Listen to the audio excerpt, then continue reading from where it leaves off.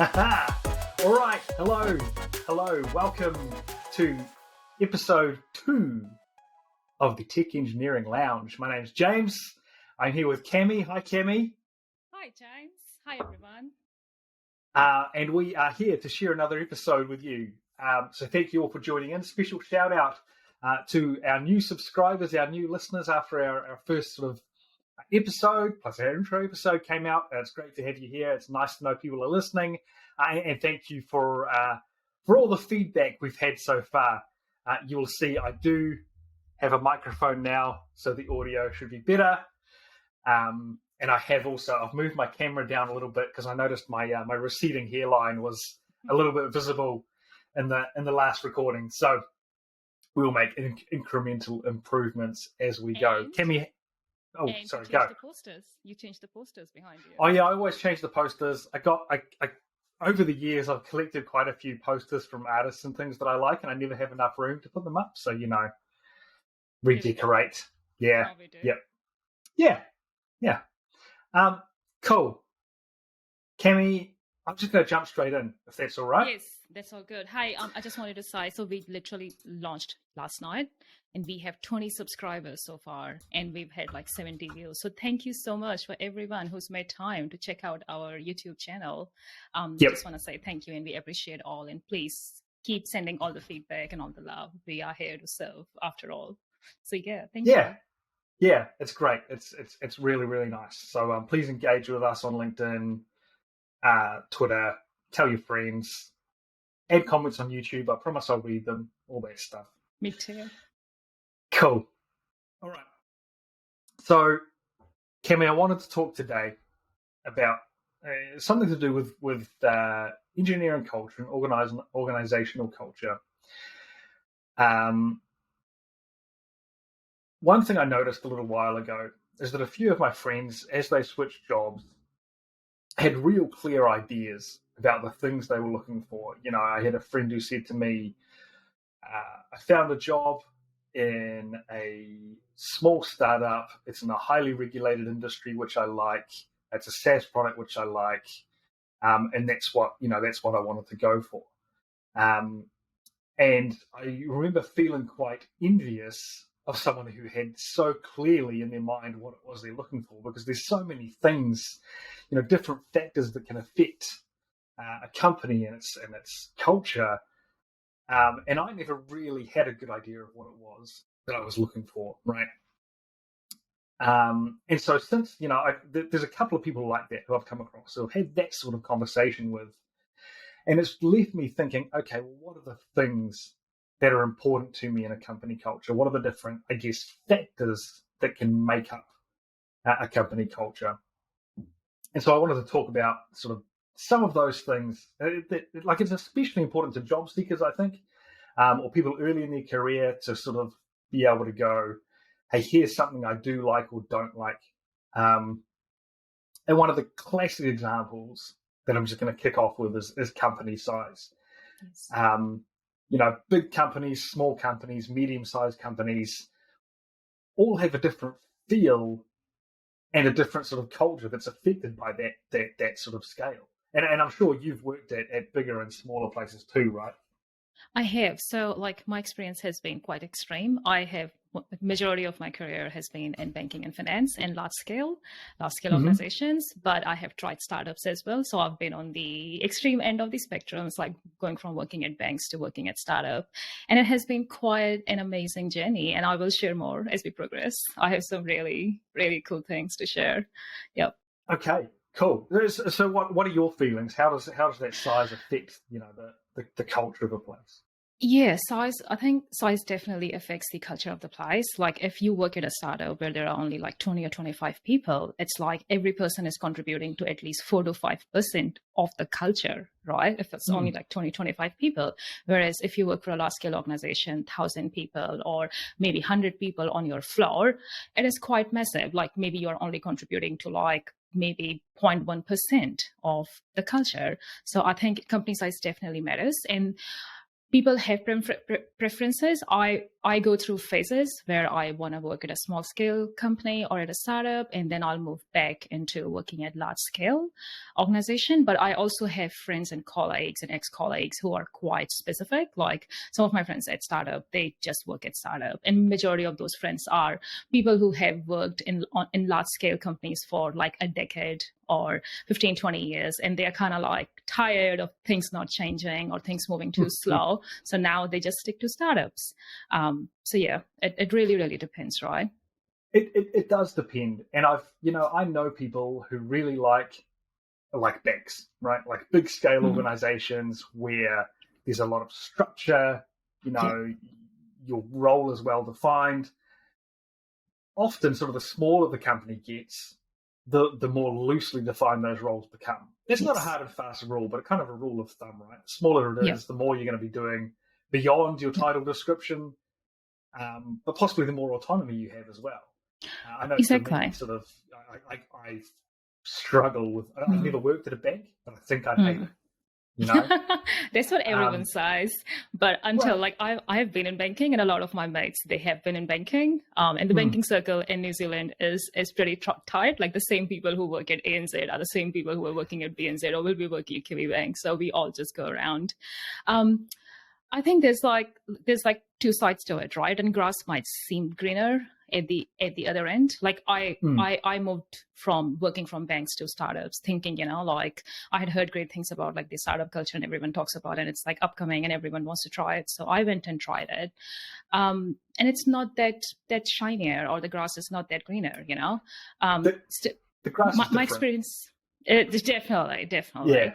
Yeah. My experience of working at startups has been like everything is on steroids. Like people do everything on like it's like agile on steroids, releases on steroids, like and shit's always on fire. So one of the really important things to keep in mind is where you are in your career.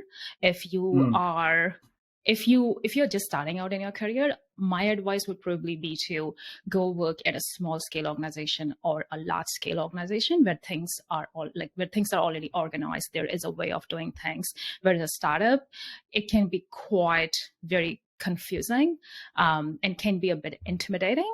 But if you have been in IT for like 15, 20 years and you want to try something different, and you've always worked in like small scale or large scale organizations, and you want to give startup a try, I would encourage you to go give startup a try, because you will learn so much from it. And I think that's where I am right now. Like I switch between both depending on what season of life I am in.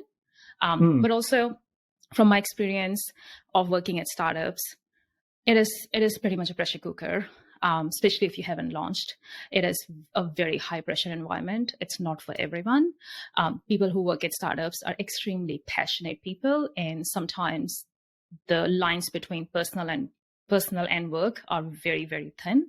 And I have seen, from my experience, so many people on the edge so many times in a day, not just weeks, so many times in a day. Yep.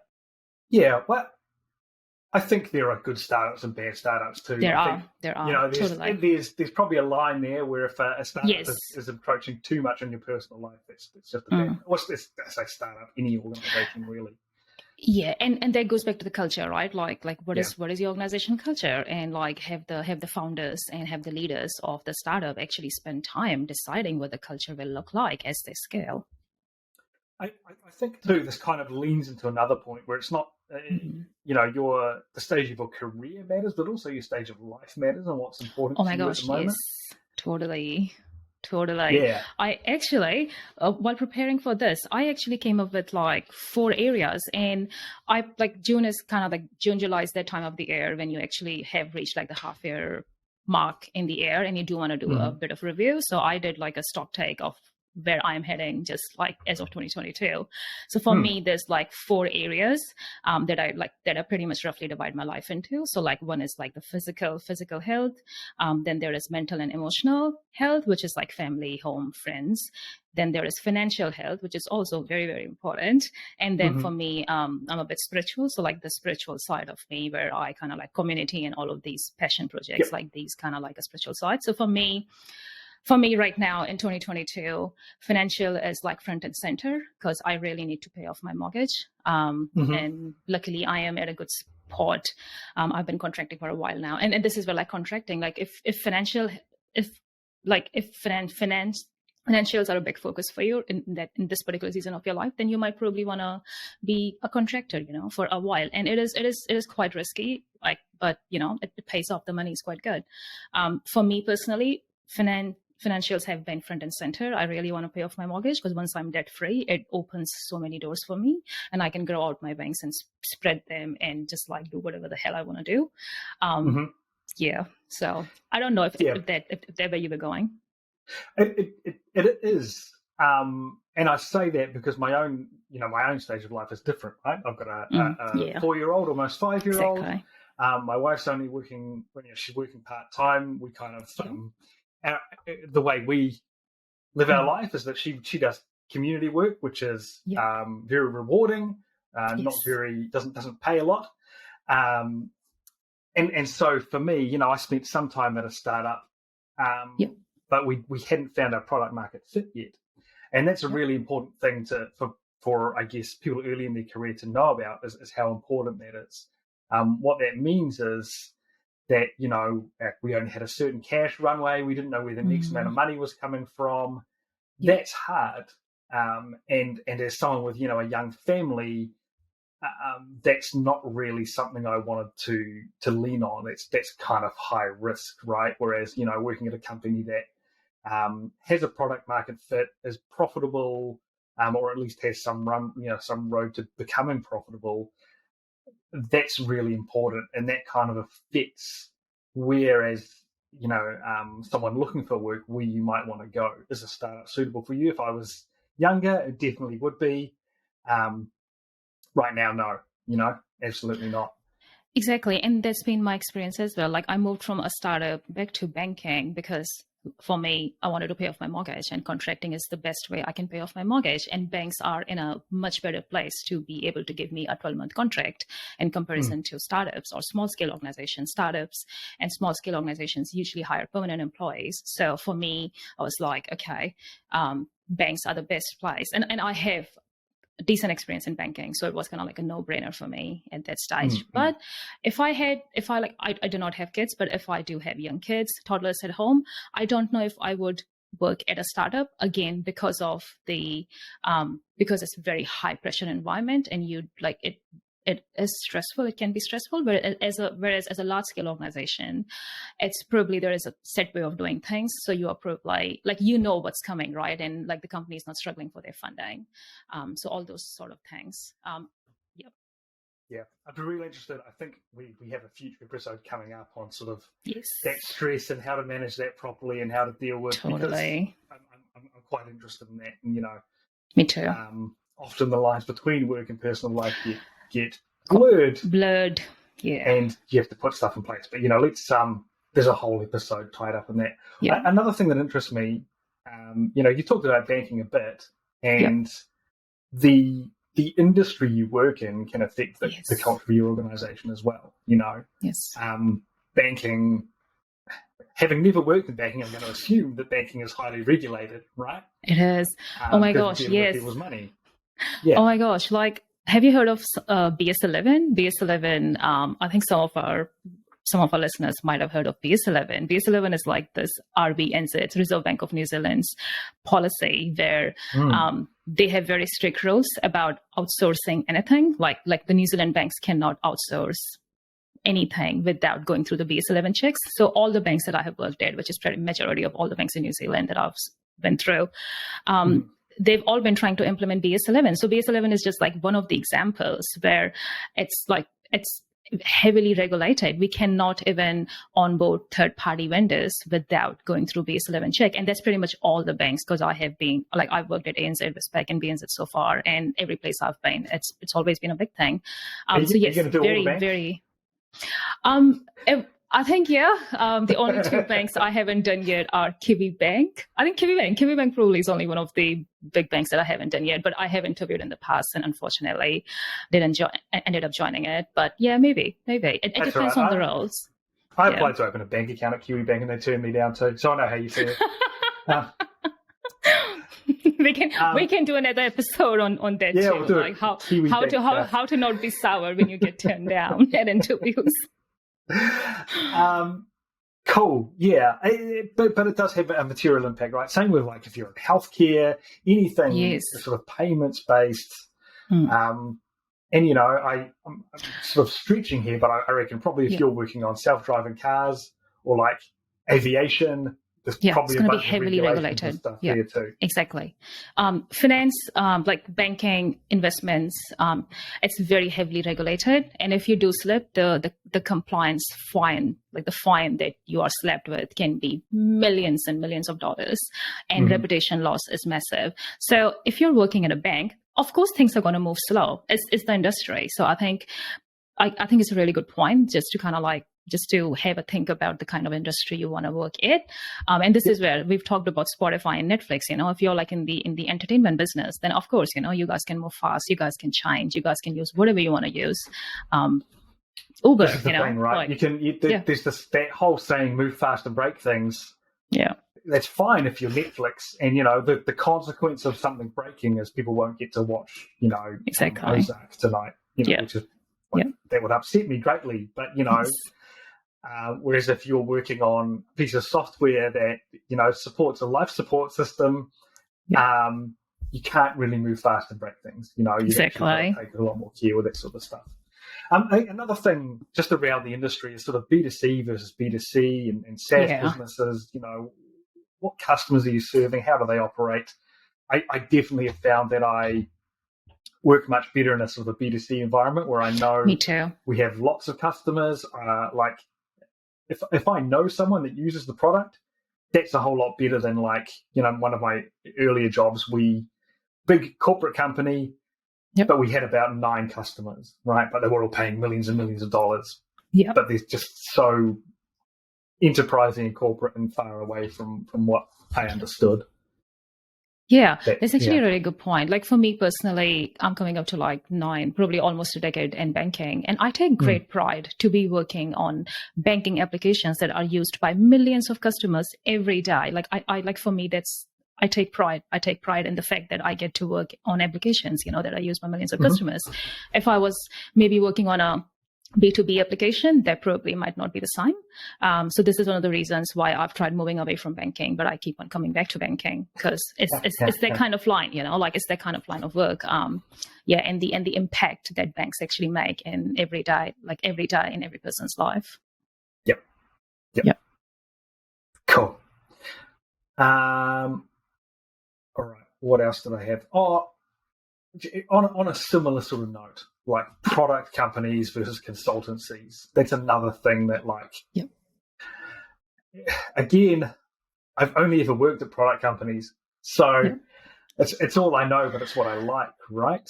My general impression has always been that I wouldn't like a consultancy, but what I'm told is you can learn a lot more if you're consulting. You're working with different customers, different technologies all the time. I don't know what your experience is. I have worked at a consultancy. Like the first 3 years, I was working at a consultancy, and I didn't quite like it. And this is why I prefer contracting, where I am a direct contractor or via an agency that is not into ID consulting. They're like more like a recruitment agency. I prefer contracting over consulting. I think the money is really, really good. And then when you go work through a consultancy, you have to deal with 2 cultures, and it's pretty much like you're working for 2 companies, which is one is your client and the one is your consultancy, and it can be quite confusing. In my experience, which is very limited, only 3 years of working through a consultancy very early in my career, I did not quite like it, so I never went back to it, and I think I'll stay away from it. Like those are my views, but again, it depends on personal experiences. Maybe the consultancy that I was working through wasn't that great, but yeah. Do you feel like, while we're on contracting, seeing that you're doing contracting, you've been doing it for a while, one of my like I've never tried it, I've never had really the opportunity, but do you feel like as a contractor you are a little bit detached from the teams you're working in? No, so it depends what company you're contracting for, right? Yep. Banks have an amazing culture. Being said, like where I'm currently employed right now, they pretty much they treat their contractors and their permanent employees the same.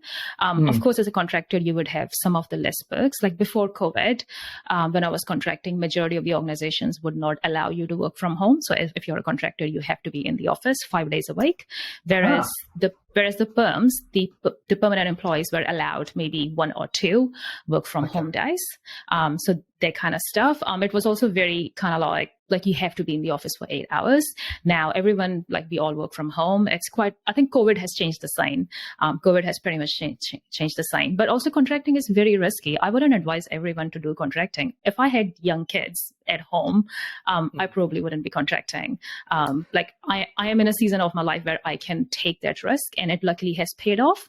But majority of my friends, a lot of my friends, their contracts have been killed since COVID started. And a lot of us have been lucky to move to permanent jobs or find new contracts, but it is very risky. A lot of my friends during COVID were forced to either go perm or their contracts were killed with like 2 weeks of notice. And this is the thing, like companies really do not have any obligation, not any, but like not much obligation towards you. It's only 2 weeks of notice, and it's their call. This happens all the time. One of the major banks, they hired a lot of contractors last year for one of their very upcoming projects. And very recently, they let all of the contractors go, which was like 60% of the time. Interesting. The budget has been cut, and so they have to contractors were the first ones to leave. So that happens all the time. So I probably wouldn't advise contracting to everyone.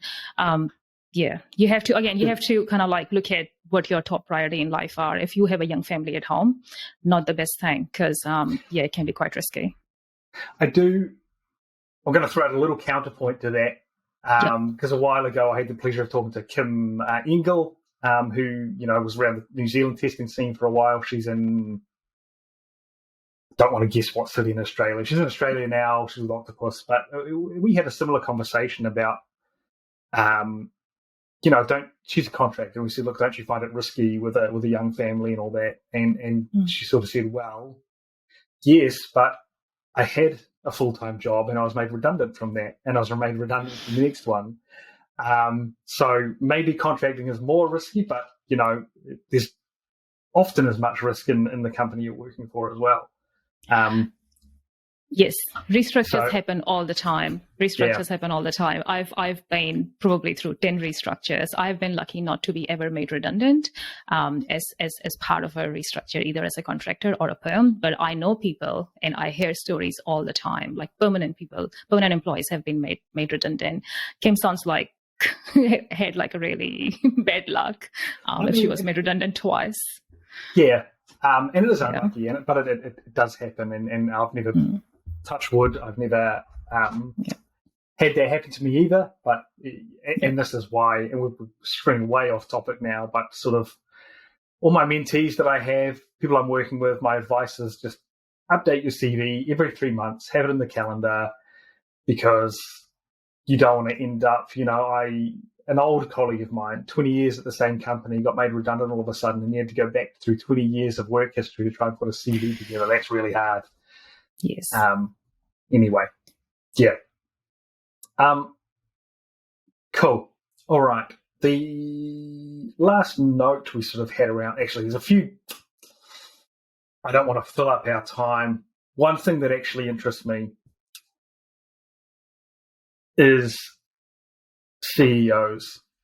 Yes. And who you're working for. And this is something I've only picked up recently, in sort of the last sort of time I was applying for jobs, of this difference between founder CEOs and professional CEOs. CEOs who have founded their company and have had this great idea, are actually people I find can affect the culture and not necessarily in a good way. A founder CEO can be difficult. They can, want to change requirements all the time. And often they are the person who's built this company. They can, they've got it to a certain level, but they're not the person to take it to the next level. And, yes, that's something I look out for now, is who's the CEO and what's their experience. I would actually go further than that. And again, I talk from my experience, my personal experience of working at startups. It's not just the CEO; it's also the CTO, the head of engineering, like what they're like, and who the parent company is, and does the parent company have deep pockets? Because if they have deep pockets, they can continue to keep us employed and make sure this product is launched to the market. Also, like if I was to move back to a startup, I would check like these would be my checklist items, like who the CEO is, who the CTO is, what's the parent company like, and what the culture is like. I would definitely make some time to stalk all of their LinkedIn employees and see if my friends of friends know someone over there, and definitely kind of like get to know what their culture is like. Yeah, I don't. I'm on the fence about whether I name names or not, but I'm not going to. But I worked at a company that had a CEO who was the founder of the company. He was quite good, but he had this habit of just rolling into the office and picking someone at random and going, "Hey, we need to build this," and then. I remember it happening to someone who'd been at the company for 2 weeks, and they just had this major freak out because the CEO had just come and told them to do a thing, and now they would, they got their team lead, they got their product manager, like, what do I do? And everyone just kind of had to, they ended up hiring someone to manage the CEO to stop that from happening. So I have a lot of stories that I could tell you, but probably not to, like, probably when I see you, equally interesting stories. And this is the thing, though. We need to do a Tech Engineering Lounge live episode. Where we just episode. We can people can ask all sort of questions, and we can share all sorts of stories. Yeah. The other thing, like one thing that I've noticed is I would probably prefer to work maybe. I mean, I say that, but I hope these are not like famous last words. I would probably prefer to work with professional CEOs over founder CEOs because, again, from my experience of working at startup, the people at startup are very passionate people. And I mean, not just passionate, like overly passionate at times, which can drive others crazy. And if it's a founder CEO, they're probably like, why emotionally invested into that. And this is where the lines between personal and professional can blur a little bit. This is their company. This is their dream. This is their big ticket to fame, pretty much their entire life of like savings or whatever. So they're fine putting 16 to 18 hours a day, but not everyone can. And this is what I know. Like, this is what I have learned for myself. I can put in that much hours if it's my own company. If I'm building my own startup, I will do. But for someone else, I'm not ready to take. Like, I won't do it for someone else. Yeah. And that's a sort of, again, it's not good or bad necessarily. It's what do you want to work for, and who do you want to work with. And I know there'll be people listening to this who will gravitate towards that sort of personality and like really want to be part of that. That's crucible of building a new thing. That's absolutely okay. But what I'm getting at, I guess, is identifying what you like. Yeah. Exactly. Before we move on, one of the things that I would like to bring up, like with startups, small scale versus large scale organizations, right? The tech stack, like the technical stack would be another thing that I would be really, really interested in. So majority of the startups and the small scale organizations, they use open source. They're more towards like they're using cloud native architecture, open source, like they're using the coolest technology in the market because they can, whereas large scale organizations, they already have a way of doing things are already established, they've been doing things for years. So that is one of the things that you probably some people move to startups because they want to work on like cloud native architecture, or they want to work on the latest cool tools and technologies. They want to work on more open source frameworks. So one of the reasons why a lot of people do move to startups is because of that. It's that autonomy, right? It's like as an organization gets bigger, it's hard. Right now in my role, if I see, a new tool I want to implement, it's pretty easy for me to go, hey, let's try this. But as the bigger you get, the layers of management get involved, there's process in place. None of it's necessarily bad. It's there for a reason. But you want to be able to experiment and do that sort of stuff that, then probably somewhere that has less of that process is more what you're after. Exactly. Also, one of the other things is like, and again, and I keep on bringing this in pretty much every episode. It's like individual contribution. Like if you're big on individual contribution, startup or a small scale organization is probably the place to be. Whereas at a large scale organization, there are way more people that you will be competing with. So if you want your work to be really, really meaningful, and you want to stand out, maybe a small company is more suited for you. Whereas if you work in a team of like 100 people, there are 99 other people that you will have to kind of like work with. So you really, really have to be a team player. It's not in saying that, though, it doesn't mean that you do not have to be a team player. But I think I'm coming from a point where if you are big into like recognition and people recognizing your work, if you use that as a reward and as motivation for you to be better at what you do, maybe a small scale organization is going to be better for you. That's really interesting. Does that make sense? Yeah. It does make sense because I'm not competitive at all. I'm like, yeah. Why would anyone do that? But I understand that some people are. A lot of people do that. You know, a lot of people do that. Yes. Yeah. Like if at a bank, like at being said right now, they're like probably 25 to maybe 20 to 25 developers, mobile developers who work on like 3 to 4 mobile applications. Whereas at a startup, there's only one developer or 2 developers maximum, and they get to make that entire application, and then they get to take the credit of that application, you know? Whereas when you work for a large scale organization, you cannot say that I built the entire app. And that can be a turning point in someone's career, you know? So, yeah, I think that's where it's coming from. Yeah, gotcha. Yeah. Cool. All right.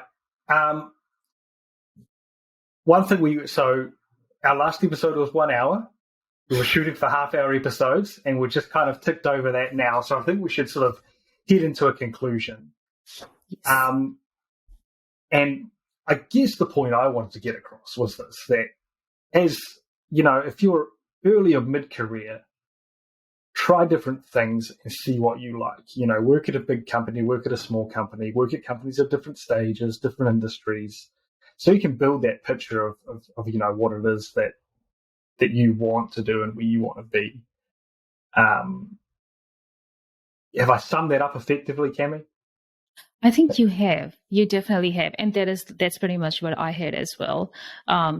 If I was to get to do a do-over of my career, like if I was to go back, because I started working when I was 23. I'm 34, getting 35, moving to 35 soon. So I've been in IT for like 13 years now. If I was to get a do-over, I think I would probably start with a large-scale organization.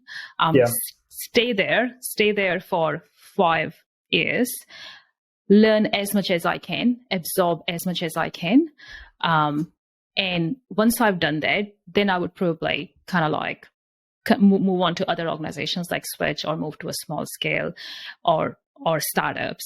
The other thing that I would do is probably focus on horizontal growth than vertical growth.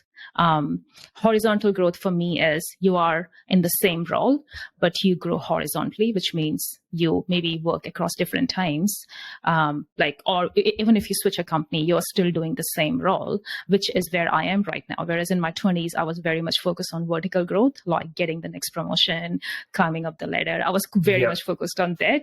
And so I think majority of us do it the other way around. Like in our younger years, we are very focused on like the vertical growth, and then we get to a stage, we start plateauing, and then we are like, okay, now we are horizontally growing.